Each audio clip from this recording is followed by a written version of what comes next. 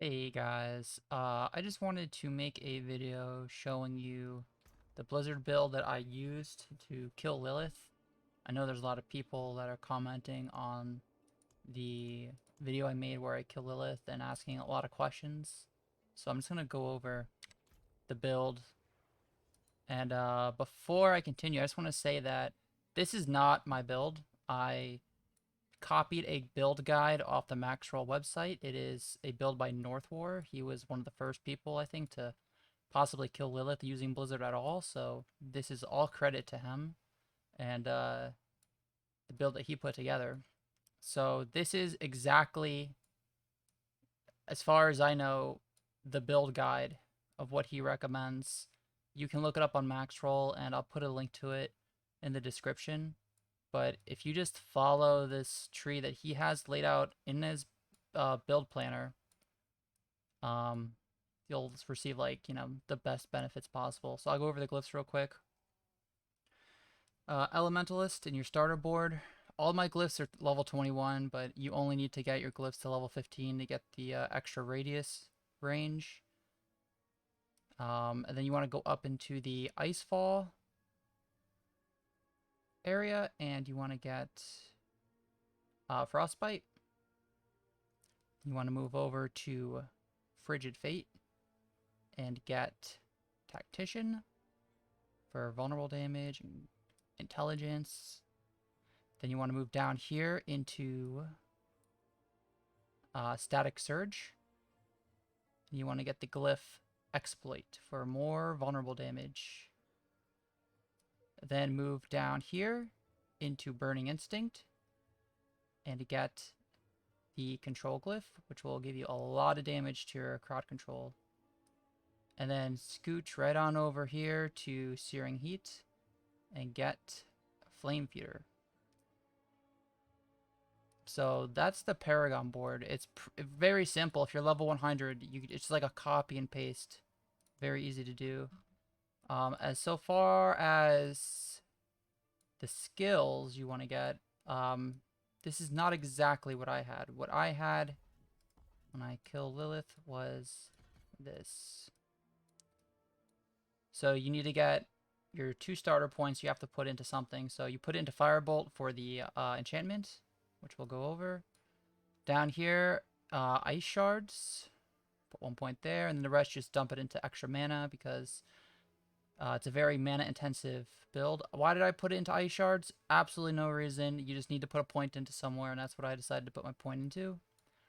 Flame Shield, Teleport, Glass Cannon, Ice Armor, Frost Nova. You want to get as many levels as you can into Frost Nova. Down here, you're going to want to get Ice Blades.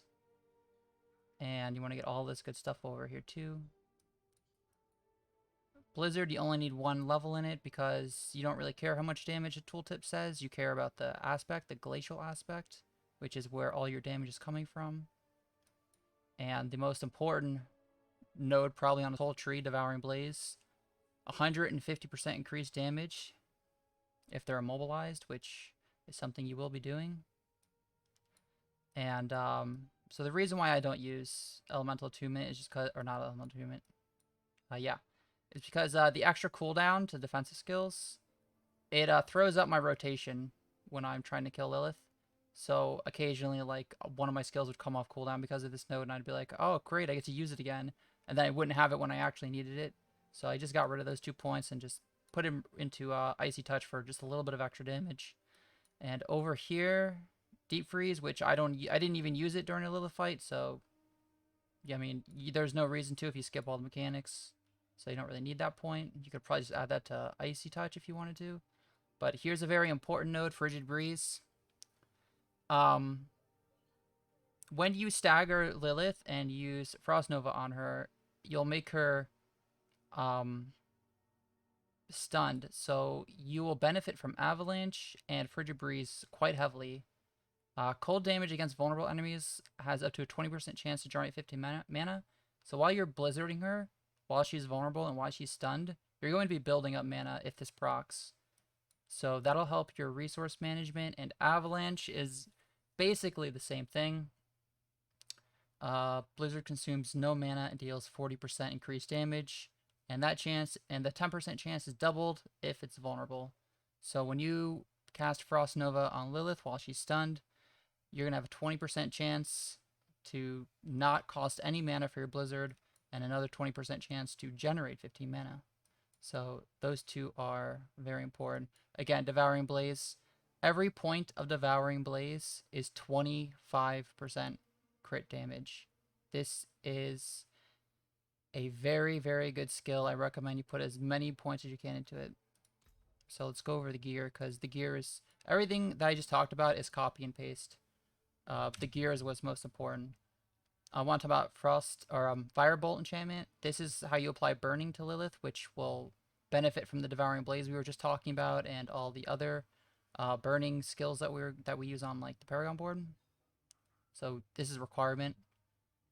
Teleport enchantment is very, very, very useful for building up stagger on Lilith during the fight, which is very important if you want to stun her and kill her before she can use her mechanics. I did not have to change my enchantments at all when I killed her. I did not have to put on Ice Blades. I know a lot of people... I know the build recommends... The Maxwell build recommends you use Ice Blades. But building up stagger on her and making her vulnerable was more important for me than making her vulnerable for a couple of extra times. And also it was more important than reducing the cooldowns. So let's go to the items. Alright, start with the Helm. The only two required skills I'd recommend on the Helm are Crowd Control Duration, which helps build stagger, and Cooldown Reduction, which allows you to use more skills, which builds more stagger. All of this is about staggering Lilith. That is the entire goal, is to stagger her and then burst her down with damage. Very simple 2-point method. So... as you can see, I had mana and dexterity on my helm. The mana was nice, dexterity did nothing. This aspect, Exploiters, is also pretty much a requirement for this build. Not because of the number roll, which is, whatever. It's the 20% increased crowd control duration. That is what you want, because, again, crowd control duration, that builds the stagger. That's what you need. Raiment is a requirement as well. Not because of any of the stats on it, although the stats are pretty good for damage. Stunned enemies and damage to close and int, they're all really great. But the teleport, close enemies are pulled to you and stunned for 2.6 seconds. The stun part is what is most important, because it will work with your control aspect. You deal more damage to immobilized, stunned, or frozen enemies. So... that's where the raiment comes in. You stun every time you teleport. The gloves, attack speed and critical strike chance are the two most important stats. I just had some extra damage stats on here, but you can pretty much fill those in with whatever you want. Intelligence, whatever. Extra health if you feel like you need to be healthier. But attack speed and crit strike chance are the two most important parts. Also, the aspect on here, it's whatever. It's just it's a little bit of extra damage. So if you need more damage, throw this in there. Or you can throw in the one where you stand still for a few seconds and deal up to 30% increased damage. That's a great one. The pants, I have no recommendations for the pants. It's whatever. It's a defensive piece of gear. Even the aspect is a defensive piece. All of Lilith's attacks that you want to avoid are all one-shot mechanics, so... you don't really have to worry about your defenses if you're following the whole purpose of this build, which is to stagger her and kill her before she can do any mechanics. So just get whatever you feel like getting in here. Nothing's really too important. You could probably just take the pants off, honestly. The boots. So, the most important thing about the boots are the +3 max evade charges. And I know that sounds kind of ridiculous, but it really is, because... you need those evade charges to use your teleport up to like 4 times, and those 4 charges of teleport will add a lot of stagger to Lilith and allow you to stagger her and kill her during phase 1 and during phase 2. So you should definitely get the +3 max of 8 charges if you're using teleport in the enchantment slot, which I'd recommend. Move speed is great. Flame shield, great. Frost Nova, great. Mana cost reduction, a requirement. That is a very hard requirement you need for this. +3 max fade charges and the mana cost reduction. Definitely get those two. The Frost Nova and the Flame Shield. I think the Frost Nova helps reduce the cooldown, and I think the Flame Shield increases the duration of the Flame Shield. They're just great to have. Honestly, if I could have gone teleport on here instead of Flame Shield, that probably would have been a lot better because my cooldown for teleport would have been a lot lower. The Flame Shield lets you move unhindered through enemies. This aspect is required for this build because of the second part of that aspect. While Flame Shield is active, you move through enemies while Flame Shield is active, and enemies are immobilized for however many seconds. So again, we go back to the control. You deal more damage to immobilized, stunned, or frozen enemies. So you got the stun from derainment. You get immobilized from the boots here, this aspect. So that's 2 times you're dealing 70% more damage, which is great. The one-hander weapon, the only reason why we even have a one-hander weapon is for the attack speed and to generate the blizzards. The stats on the weapon, you're not going to be doing a lot of damage to Lilith when you're using your one-hander. It's the whole purpose of the one-hander and the offhand is to build stagger and reduce the cooldown and increase your resource generation. Other than that, you're not supposed to be doing damage with the one-hander. So the stats, honestly, they're just whatever. Get the best you can get. It took me 10 days to make this build because I was looking for the glacial aspect for so long. So I ended up just getting like a really good dagger. You could use a wand if you want. And the item level doesn't matter because the damage of the weapon is irrelevant. All of the damage that you will be doing is based off of your glacial aspect. So get whatever type of one-hander you want. This aspect, however, is pretty key for building stagger because you have 40% increased crowd control duration on the smiting aspect here. So again, 40% increased crowd duration. And then right here you got 20% increased crowd control duration. This is all counted towards stagger. This is why this build is specifically designed to kill Lilith. The amulet. The linchpin of the whole build is this amulet. I strongly recommend you get +3 Devouring Blaze, cooldown reduction, and if your resource management is an issue, then mana cost reduction. The Devouring Blaze and their cooldown are a requirement. You might be able to get away without mana cost reduction. Maybe if you can get resource generation, that would work. But the Devouring Blaze and cooldown reduction are definitely a requirement. As you can see, this is just a 3-stat amulet. The strength doesn't mean anything at all. It's a dead stat. So this amulet has the glacial aspect. It's a 2000 roll, which is a 2096 roll, which is really high. I strongly, strongly recommend you put your glacial on your amulet. I tried this build with a glacial aspect on a 2-hander, and it was a 2500 glacial aspect. For whatever reason, when I tried killing Lilith, I could absolutely not push above 3.5 million damage with that 2500 glacial damage aspect. But when I put a just equal glacial aspect on my amulet, I was able to crit her for 4.7, 4.8 million. So for whatever reason, I'd recommend having the high control, which is a very common aspect to get, and put that on your 2-hander, and put your highest glacial on your amulet. You can increase the damage of your glacial aspect by upgrading it before you extract it.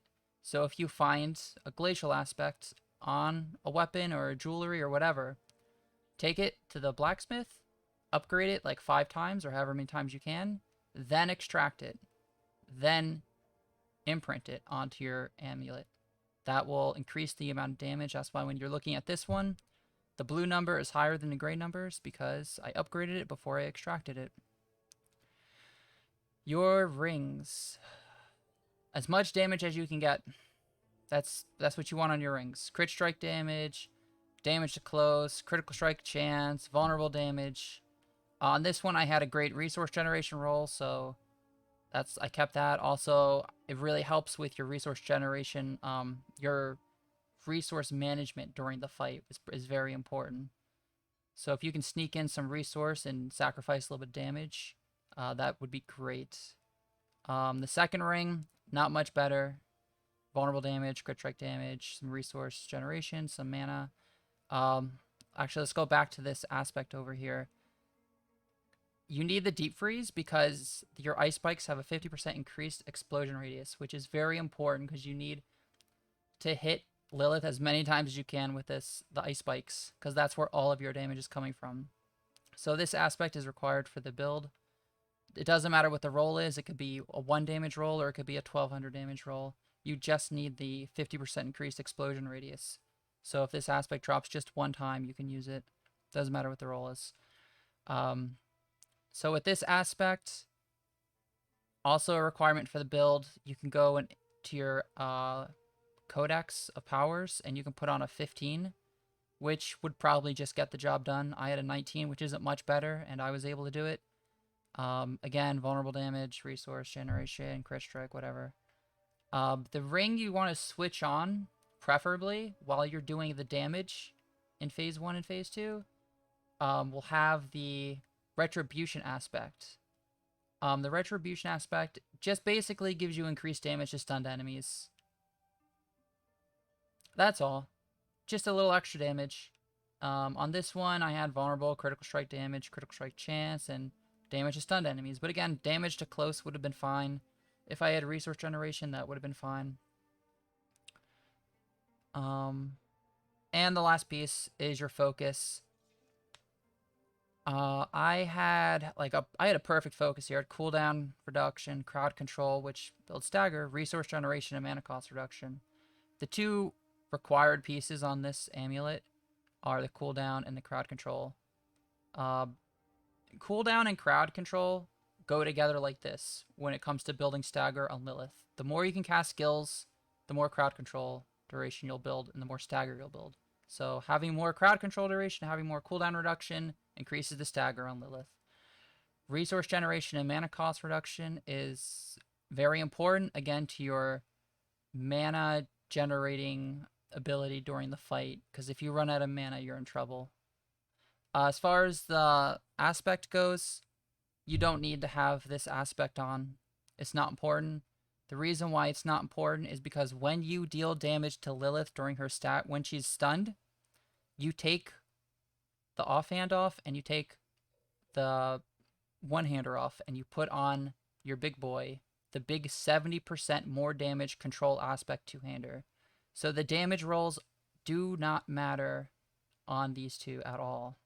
So even though I had this aspect on here imprinted, it doesn't really... I think if you watch the video, I only deal like 5% of her total life while I'm trying to stagger her. Once she's staggered and once I put on the two-hander, I do like 95% of the damage. So let's go back to this two-hander real quick before I wrap this up. These are the stats you want. You want vulnerable damage, crit strike damage, damage to close because you're going to be standing right on top of her the whole fight, and intelligence. These 4 stats are very important because this is where most of your damage will be coming from. Other than Paragon board, as far as the gear is concerned, this is where a lot of your damage stats are coming from. This, the amulet with the Devouring Blaze and the glacial aspect, and your rings. That's where most of your damage comes from. A little bit from the gloves, but not a whole lot. Just some crit chance and attack speed. So the rolls that you have control over are going to come from your two-hander and this side right here. So I know that was a lot. But yeah, that is how you go about killing Lilith. Now, I'll explain the whole teleport thing here in the max charges. The way you build stagger on Lilith is by like stunning her by freezing her with Frost Nova, by immobilizing her with Flame Shield. But if you use all of your teleport charges, you see I have 4 of them right here, plus the teleport itself, that's 5 times I can teleport. If I were to just go up to Lilith and I were to just cast my evade teleport on her 5 times in like 1 second, it's only going to give her as much stagger as 1 teleport would. You have to space it out over the course of like 3 seconds. So that's why during the fight, every 3 seconds that you see my teleport on cooldown, I'll use an evade to build up the stagger again.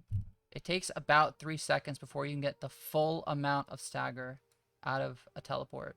So you teleport on her, you wait 3 seconds, you teleport again, you wait 3 seconds, you teleport again, you wait 3 seconds, you teleport again, and you just try to weave in the evade teleports with your main teleport. Also, every time you use the evade teleport from the enchantment, you're stunning her. And the stunning will proc the control aspect on your two-hander. So you need to immobilize her with your flame shield that comes from the boots here. You need to teleport to stun her from the helm. And you need to freeze her with the Frost Nova. And that is how you take advantage of the 70% control rune on your two-hander. I think I covered about everything. Some other questions that I read about were like, how do you find a good glacial aspect? You just get lucky. How do you find smiting? How do you find exploiters? How do you find arraignment? All that stuff comes down to RNG. Those are things that you just don't have control over. You just wait until you get them. Everything else you can aim for. You can aim for better rings. You can aim for better amulets. You can aim for a better two-hander. So yeah, I just wanted to make this like follow-up video of when I kill Lilith here, because I know a lot of people had questions and the video got a lot of views. So if this helps, you're welcome. And thanks for asking a lot of questions, leaving a lot of comments on the last video. It inspired me to make this one, and I hope it helps you guys. All right, thanks. Take care.